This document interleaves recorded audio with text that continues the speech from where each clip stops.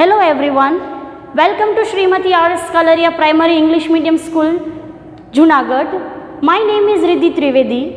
Today we'll understand Science of Standard 7th NCERT, Chapter number 1, Nutrition in Plants.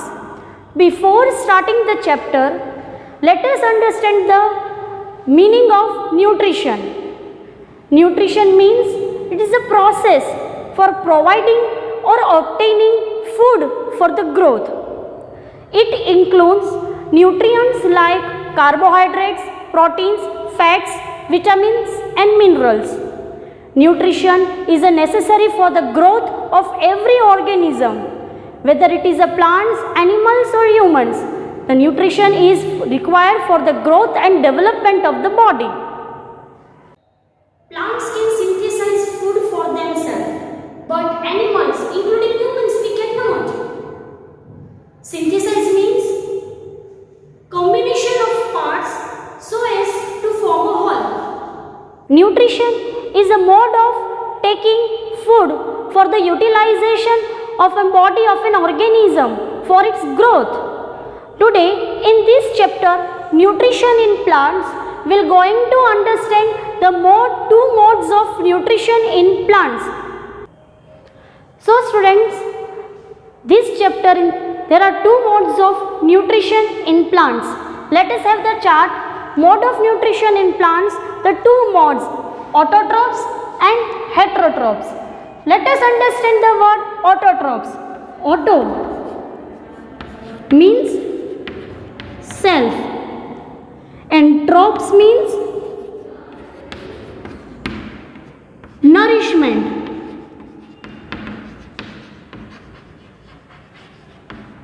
So, as we know, auto means self and trophs means nourishment. Here, plants can synthesize food for themselves. As I told you, we humans and animals cannot. So, autotroph is a such mode of nutrition in which organisms make food for themselves with the help of simple organic substances. In heterotrophs mode, let us understand. Hetero means other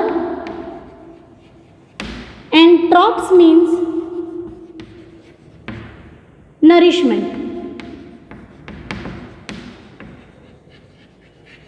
So, heterotroph is the reverse mode, opposite mode of autotrophs. In heterotroph modes, a organism or plants takes food which is prepared by other plant. We can also say that directly depends on other plants for the nutrition of the body. So student, as we see, in autotroph modes, organisms prepares their own food with the help of simple substances. Now here question may arise. As we know, plants synthesize their own food. So how it is possible?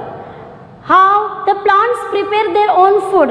How the plants can get nutrition and it is utilization by its body? So student, all your question is a one word answer, that is a photosynthesis. Photo means light and synthesis means to combine the whole part to form a whole. Leaves are the food factories of a plants, or we can say leaves are the kitchen of the plant. So all the raw material should reach the leaf. Water and mineral present in the soil are absorbed by the roots and transported to the leaves. Atmospheric carbon dioxide taken in through the tiny pores present on the surface of the leaves. These pores are surrounded by guard cells. Such pores are known as stomata. So here question may arise, how water and minerals reaches to the leaf. Water and mineral reaches through the leaf by a vessel which run like a small elongated tubes or pipes in a root, stem, branches in a continuous form to form a passage. As we all know, the various parts of the plants like leaf, stem, roots, branches, fruits, etc.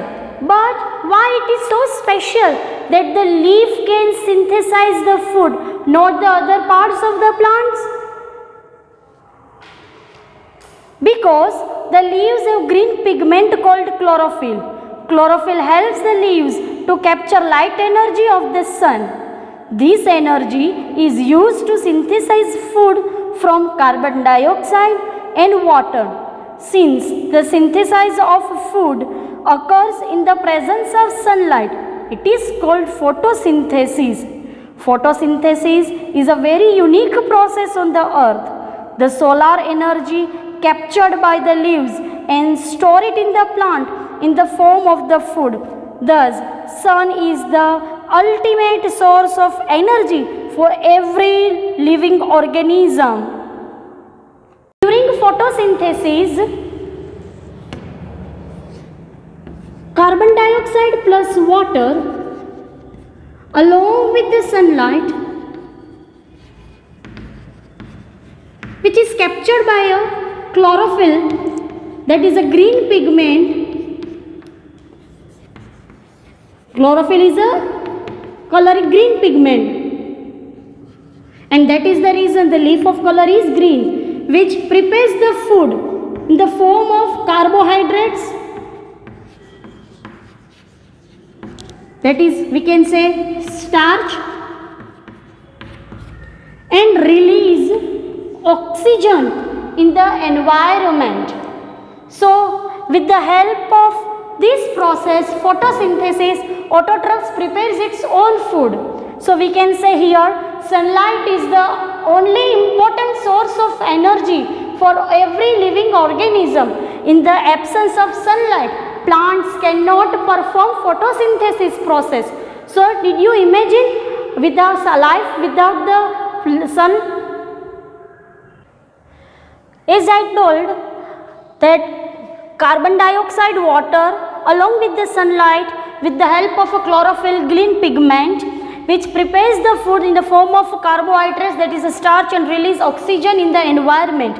Students, here keep in mind that carbohydrate is made up of three elements, that is carbon,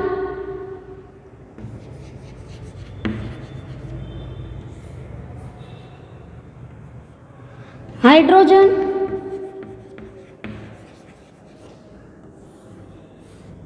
and oxygen, that is CHO. So, carbohydrate is made up of three elements, carbon, hydrogen and oxygen. Now students, plants can prepare food in the form of carbohydrates during the process of photosynthesis. But apart from this constituent nutrient like carbohydrates, plants can also synthesize proteins and fats. So students, let's see how it's performed.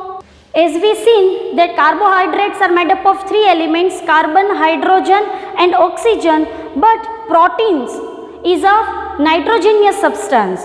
As we all know, nitrogen is abundant in air. So plants cannot utilize this form of nitrogen in such a way. Plant does not take direct nitrogen from the air. It need to be fixed. So there are certain bacteria like rhizobium, nitrogen,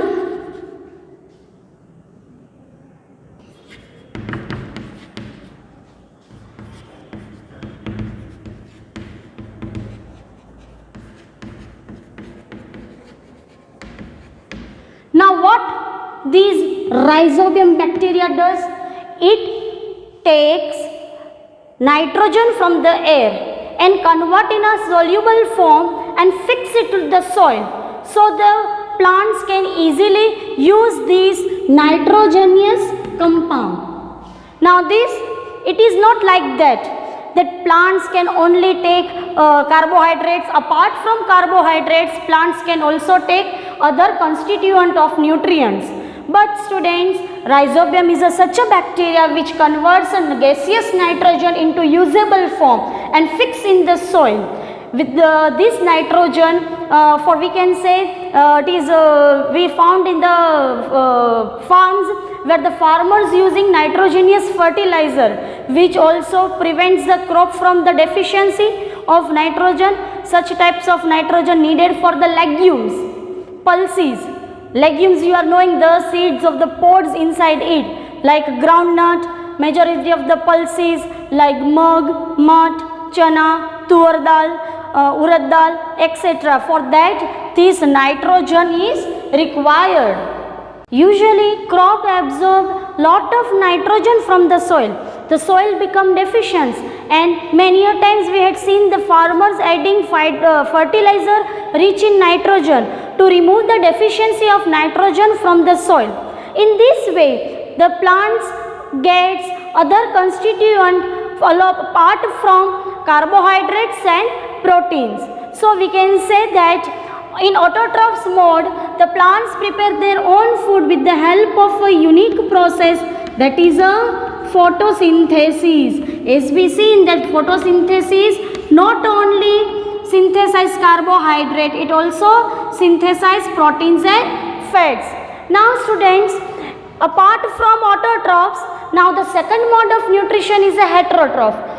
In heterotrophs mode of nutrition, an animal or an organism which depend on food which is prepared by other organism or a plant. It means they take ready-made food and take a nutrition from the other food of the plant. So students, in heterotrophs there are various such type of modes which can be fulfilled by every other organism directly or indirectly. Some plants cannot have chlorophyll. How they can synthesize their food? From where they get nutrition, from where they derive on their food. So like humans and animals, plants depend on food from the other plants. Students, have you seen a yellow wiry branched twinging around the stem and branches of a tree? This plant is called cuscuta. It does not have chlorophyll. It takes ready-made food from the plant on which it is climbing. The plant on which it climbs is called the host. As it takes nutrition from the host plant, such plants are called parasite. So as we see, such plant take ready-made nutrition from the other plant which climbs on it, that is called a host plant. So that first heterotrophic mode of nutrition is a parasite plant. Now apart from this plant, many animals or organisms take ready-made food from the other one. Example, mosquitoes which suck and bite the blood from the other bodies. Example, apart from mosquito, that is a lice, bed bugs, leeches, isn't it?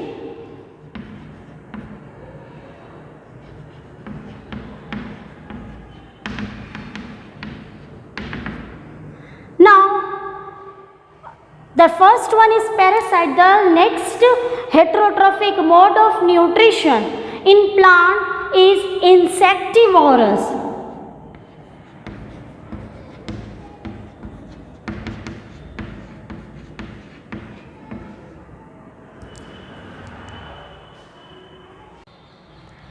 Have you heard that plants can eat animals? There are few plants which can trap insects and digest them. Such plants may be green or of some other color. The pitcher-like plant or a jug-like structure is the modified part of the leaf. The apex of the leaf forms a lid which can open and close the mouth of the pitcher. Inside the pitcher, there are hairs which are directed downwards.